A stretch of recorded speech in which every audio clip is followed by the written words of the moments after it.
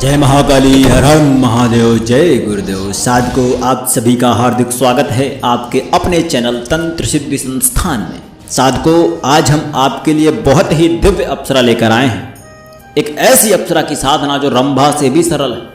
रंभा अप्सरा बहुत सरल साधना मानी जाती है, बहुत जल्दी प्रकट हो जाती है, लेकिन उससे भी आज की अप्सरा जो है बहुत ही सौम्य है, बहुत ही अद्भुत है, दिव्य अप्सरा है। इसका नाम है मृगांक्षी अप्सरा। जी हाँ साधकों, यह एक शानदार अप्सरा है। मैंने रंभा की साधना देने से पहले इसकी साधना देना उचित समझा। मैंने इसको चुना क्योंकि इसकी अनुभूति दूसरे तीसरे दिन से ही होने लगती है। बहुत ही अद्भुत है, मैं आपको इतनी बार बता दूं, बहुत अद्भुत है, सौम्य मनमोहक अनुभूतियाँ देती है। 21 दिवसीय साधना है ये। ठीक है, सबसे पहले मैं आपको यंत्र बताता हूँ। यंत्र आपके सामने दिख जाएगा। इस यंत्र को आपको एक थाली के ऊपर भोजपत्र रखकर बनाना है। थाली किसकी होगी? थाली होगी तांबे की, कांसे की, चांदी की या सोने की, जो आपके पास हो। बस स्टील और लोहे की थाली नहीं लेनी। यंत्र आपको भोजपत्र के ऊपर बनाना है।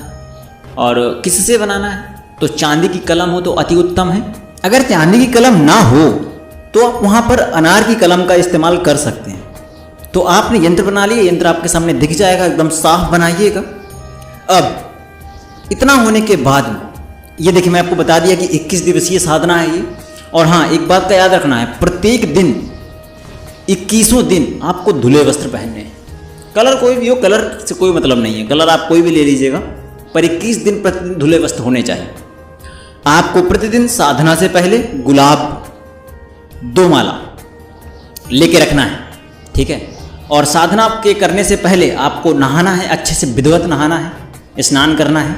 और स्नान में आपको जल में 2 बूंद गुलाब इत्र जरूर डालना है। मतलब गुलाब इत्र और गुलाब जल दोनों डालकर आपको नहाना है। नहाने के पश्चात आपको वस्त्र में भी और अपने शरीर में, संपूर्ण शरीर में गुलाब का इत्र लगाना है। ठीक है, और वस्त्रों में भी गुलाब का इत्र लगाना है। 2 गुलाब की माला मैंने जैसे बताया आपको प्रतिदिन चाहिए। एक पूजन करने के बाद में, मतलब एक पूजन करने से पहले आपको गले में डाल लेनी है, और एक पूरे पूजन अवधि में आपके सामने रखी रहेगी। वह होगी मृगांक्षी अप्सरा के लिए। ठीक है, अब जैसे मैंने बताया कि आपको तांबे की थाली पे यंत्र बनाना है। और अब आपने स्नान कर लिया और आप आ गए, पहन के बैठ लिया आपने। अब आपको यंत्र को चारों तरफ, जहां पर आपने भोजपत्र पे यंत्र बनाया है, उसके चारों कोनों में एक एक बिंदी रखनी है। ठीक है, और उस बिंदी के ऊपर 4 दीपक जलेंगे, घी के दीपक जलेंगे। और याद रखिए, जब आप उस दीपक को जलाएंगे, ठीक, वो दीपक प्रतिदिन आप पूजन के वक्त जलाइएगा। और उस समय आपको उस दीपक में गुलाब इत्र जरूर डालना है। चारों में 2-2, 3-3 बूंदें या 5-5 बूंदें अगर हो सके प्रतिदिन आपको डालना है। ठीक है, अब आपको 21 गुलाब के फूल चाहिए। पहले दिन ही चाहिए ये केवल। ठीक है, पूजन के लिए होते हैं, केवल प्राथमिक पूजन के लिए पहले दिन चाहिए। अगर आपके पास क्षमता है, आप 21 दिन ला सकते हैं, तो आप ले आइए और 21 दिन यही क्रिया करिए। क्या करना है? थाली पर एक एक करके आपको उसी यंत्र के ऊपर फूल चढ़ाना है। ठीक है, और एक मंत्र बोलना है आपको बार बार, 21 बार आपको मंत्र बोलना है। तत्पश्चात आपको एक गुलाब का फूल उस यंत्र पर चढ़ाना है। क्या मंत्र होगा? ओम मृगांक्षी अप्सराय वश्यम कुरु कुरु वश्य। यह मंत्र है। एक बार आप बोलेंगे ओम मृगांक्षी अप्सराय वश्यम कुरु कुरु वश्य, और एक गुलाब का फूल आपको थाली में चढ़ा देना है। ऐसा आपको 21 बार करना है। अगर आपके पास में पुष्प लाने की है कि आप पुष्प ला सकते हैं प्रतिदिन, तो आप 21 दिन आपको ये करना है साधना से पहले, जप के पहले।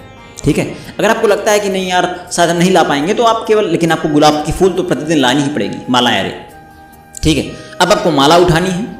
और माला उठाने के पश्चात आपको गण गणपतये नमः एक माला गणेश मंत्र का जाप करना है। एक माला आपके एक हाथ में रहेगी, और एक माला आपको गणेश मंत्र का जाप करना है। फिर आपको एक माला गुरु मंत्र का जाप करना है। गुरु मंत्र आपको आपके गुरु ने दिया होगा। मैंने बोला था गुरु बहुत आवश्यक है, हर एक साधना बोलता हूँ गुरु जरूरी है। ठीक है, क्यों जरूरी है इसके अंत में बताऊंगा, बहुत गूढ़ है इसकी जानकारी मैं हर समय देता रहता हूँ, लेकिन फिर भी दूंगा। ठीक है, अगर आपके गुरु नहीं है, अगर गुरु हैं तो गुरु मंत्र होगा आपके पास में। अगर गुरु नहीं है तो शिव भगवान को अपने गुरु माना होगा। ठीक है, ओम नमः शिवाय का आपको जाप करना है। ठीक है, एक माला। तत्पश्चात आपको एक माला देवेंद्र मंत्र, हम देवेंद्र गायत्री मंत्र आप कर सकते हैं, या आपके पास अगर कोई और देवेंद्र मंत्र हो तो आप उसका, देवेंद्र मतलब इंद्र का मंत्र, ठीक है। ओम सहस्त्र नेत्राय विद्महे वज्रहस्ताय धीमहि तन्नो इंद्र प्रचोदयात, या तो आप इस मंत्र का जाप कर सकते हैं। यह है देवेंद्र गायत्री मंत्र। एक माला आपको कामदेव मंत्र का जाप करना है। कामदेव मंत्र आपको डिस्क्रिप्शन पे मिल जाएगा, आप उसका एक माला जाप कर सकते हैं, ठीक है। और ये सारे मंत्र तो मैंने बोल ही दिया है, आपको डिस्क्रिप्शन में कोशिश करूंगा कि डाल दूंगा, अगर ना होगा तो आपके सामने भी लिख कर आता रहेगा, ठीक है। अब आपको इतना सब करने के बाद स्फटिक, सफ़ेद माला होती है स्फटिक की, उससे 21 माला प्रतिदिन 21 दिनों तक जाप करना है।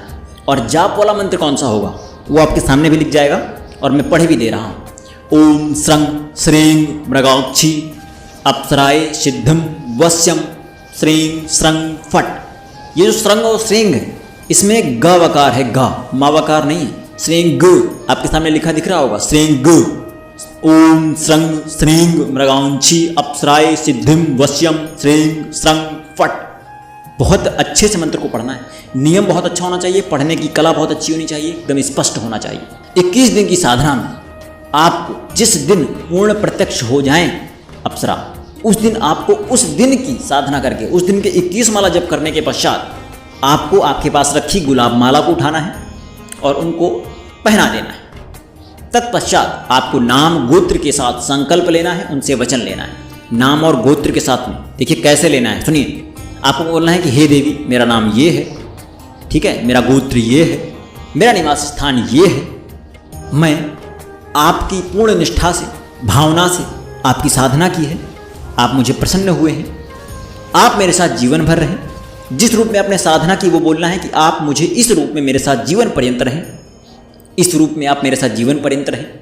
जब भी मैं 11 बार आपके मंत्र का जाप करूं, मानसिक या वाचिक मतलब बोलकर या मन में, तो आप मेरे सामने दृश्यमान होइए, सशरीर उपस्थित होकर मेरे समस्त कार्यों का निर्वहन कीजिए। यह है आपको उनसे बोलना है, ऐसा संकल्प लेना है, ऐसा वचन उनसे लेना है, आग्रह करना है आपको। आपका भाव होना चाहिए प्राप्त करने का, आदेश देने का नहीं, क्योंकि आप याचक हैं, ठीक है। और हाँ, अगर 21 दिनों में सिद्ध ना हो तो आपको जिस स्फटिक माला से आप जप कर रहे हैं उसको धारण कर लेना है और साधना को बंद कर देना है। देखिए साधकों, रुद्रयामल तंत्र में तंत्राध्याय कहता है कि जो साधना एक बार में सिद्ध नहीं होती है उसको आप दूसरी या तीसरी बार करें, वो अवश्य सिद्ध हो जाएगी।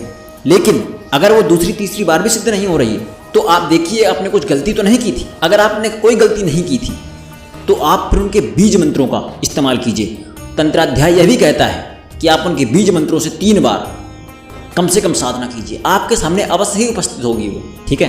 आपको ब्रेक कितना लेना है, मान लो आपने एक बार साधना की, आप 10 दिनों का ब्रेक ले लीजिए, 11 दिनों का ले लीजिए, फिर से साधना कीजिए, फिर 11 दिनों का या 5 दिनों का फिर साधना कीजिए। 3 बार नहीं हुई, फिर भी नहीं हुई तो बीज मंत्रों से 1 बार साधना कीजिए। अगर फिर भी नहीं हुई तो क्रोध भैरव मंत्रों के जाप कीजिए। 101% स्पष्ट होगी, आपके सामने प्रत्यक्ष होंगी देवी। क्योंकि अगर यहाँ पर वो नहीं आएंगी, यहाँ पर आन होता है, भूताध्याय तंत्राष्टकम कहता है कि यहाँ पर अगर वो नहीं आती हैं क्रोध भैरव मंत्र के जाप के पश्चात भी, तो उनका शरीर नष्ट होने लगेगा, वो उसका शरीर समाप्त होने लगेंगे, वो धीरे धीरे उनका लोप हो जाएगा, उनका क्षीण हो जाएंगे, सब शक्तियाँ क्षीण हो जाएंगी, इसीलिए वो आएगी। देखिए मैं बता दूं आपको, अगर आपने नियम यंत्र मंत्र तंत्र सब अच्छे से किया है, आपकी भावना सही है, वो पक्का आएगी, अवश्य आएगी। और मृगांशी अप्सरा बहुत कोमल स्वभाव की, बहुत दिव्य अप्सरा है, बहुत जल्दी आती हैं। देखिए लेकिन मैं अब बता दूं, अप्सराओं की साधना हम नहीं करते। हमारे कुछ लोगों से बात हुई जिनकी साधना हमारे मतलब हमने उनको साधना दी थी, उन्होंने किया है, उनकी साधना हुई भी है। हम नहीं करते क्योंकि हमारा काम अप्सराएं कर नहीं पाएंगे। हमारा बहुत बड़ा काम होता है, रिस्क लेना पड़ता है, 20 लोगों का फ़ोन होता है, 50 लोगों का संपर्क है, तो हमें उनके काम करने पड़ते हैं। तो इसलिए हम ना महाविद्याओं पर चलते हैं। अब तो हम लोगों ने गद्दी लगाना बंद कर दिया है क्योंकि अब हमारी उम्र हो चुकी है। हमने गुरुदेव से यह कहा था कि हम केवल साधना अवधि के बाद में 11 वर्षों तक केवल लोक कल्याण करेंगे, उसके बाद हम राष्ट्र कल्याण करना चाहेंगे। राष्ट्र के प्रति हम समर्पित हैं अब, इसलिए हम अब दरबार नहीं लगाते हैं। इसीलिए हमने अब यूट्यूब चैनल ओपन किया है कि यहाँ से अपने कुछ माध्यम से लोगों तक चर्चाओं को पहुँचा सकेंगे। हमने वाणी दी हुई है, वचन दिया हुआ है, इसलिए हम दरबार लगाना बंद कर दिया। तो हम महाविद्याओं पर चलते हैं, इसलिए हम इन साधनाओं को नहीं करते। बहुत लोक साधनाएं हैं, इन साधनाओं से क्या होगा? देखिए अप्सरा साधना किस लिए होती है? यौन सौंदर्य बढ़ा देगी, आपका मन बहला देगी, आपको खुश रखेगी, आपको सुंदर बना देगी, धन प्राप्ति के रास्ते दिखा देगी, लेकिन ये सब हमारे लिए नहीं। ये आप गृहस्थ को योग कर सकता है। देखिए, मैं लोगों को सलाह देता हूँ, जब कोई मेरे से बोलता है कि किसकी साधना करनी चाहिए, तो मैं बोलता हूँ अप्सरा कर लीजिए आप, और सौम्य अप्सरा कीजिए आप। ये कर्ण पिशाच के पीछे घूमते हो, बैताल, भूत, प्रेत, पिशाच, इनकी साधनाओं में ना बहुत दिक्कत है। कैसे दिक्कत मैं बताता हूँ। देखिए, अगर आपने कोई साधना की, आपको प्रत्यक्ष नहीं हुई, इसका मतलब ये नहीं होता कि वो साधना नहीं हुई। इसका मतलब यह होता है कि वो साधना अप्रत्यक्ष रूप से आपके पास में आई है, आपको दिख नहीं सकती वो, तो आप उसको संतुष्ट नहीं कर पाएंगे। अब आपका वो वाट लगाएगी। वो आपने कोई भूत साधना की, वो आपको प्रत्यक्ष नहीं हुआ, लेकिन वो आपके पास आ गया, क्योंकि आपने उसके मंत्रों का आवाहन किया है, विधान किया है, नियम किए हैं, आपके पास आया वो। अब आपको दिख तो रहा नहीं, अब आपकी वाट लगाएगा वो, आपको परेशान करेगा। आप समझ नहीं पाओगे कि मेरे साथ क्या हो रहा है। मान लो, देखिए, आप किसी बड़े पिशाच की कर रहे हैं, बैताल की कर रहे हैं, वो तो नहीं आया, उसके शागिर्द आ गए, उसके वीर आ गए। आप किसी काल भैरव की कर रहे थे, उनकी आपने पूजन नहीं कर पाए, आप उनको प्रसन्न नहीं कर पाए। अब उनके शागिर्द, उनके भूत प्रेत आपके पास तक आ गए। अब ना तो वो आपको दिख रहे हैं, ना तो आप उनको संतुष्ट कर पाओगे। अब वो आपकी ऐसी की तैसी करेंगे। लेकिन अगर आप अप्सरा की साधना करोगे, वो आपको प्रसन्न नहीं हुई, प्रत्यक्ष नहीं हुई, तो आपके साथ में अप्रत्यक्ष रूप से आपके पास आएगी, तो आपका भला ही करेगी, कभी भी आपका बुरा नहीं कर सकती। रुद्रयामल तंत्र के अष्टात्मक अध्याय में लिखा हुआ है, सीधे साफ साफ लिखा है। तंत्राध्याय, अष्टाध्याय भी ये बोलती है कि अप्सराएं केवल भला ही करती हैं, वो आपको रास्ता ही दिखाएंगी, क्योंकि आपने उनका पूजन किया है। लेकिन शागिर्द हमेशा परेशान ही करते हैं। इसीलिए मैं बोलता हूँ कि योग्य गुरु की आवश्यकता है, क्योंकि अगर आप महाविद्या साधना करेंगे तो भूत आपको साधना होगी नहीं। अगर आपने महाविद्या कर ली तो ये कुछ नहीं कर पाएंगे। लेकिन जब आप भूत साधना के बाद महाविद्या साधना करते हैं और आपने इनका संतुष्टि नहीं की, तो यह आपको महाविद्या साधना नहीं करने देंगे। इसीलिए मैं बोलता हूँ आप सौम्य साधना कीजिए, अप्सरा कर लीजिए। भूत पिशाच, प्रेत, बैताल, कर्ण पिशाचनी में क्या रखा हुआ है। अगर आप गृहस्थ हैं, तो अगर आप तंत्र साधक बनना चाहते हैं, तो आप करिए इनको।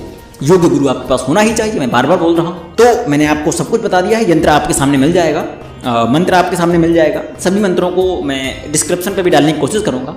आशा करता हूँ कि आपको मेरे द्वारा दी गई जानकारी स्पष्ट होगी। मुझे आज्ञा दीजिए। जय महाकाली, हर हर महादेव, जय गुरुदेव।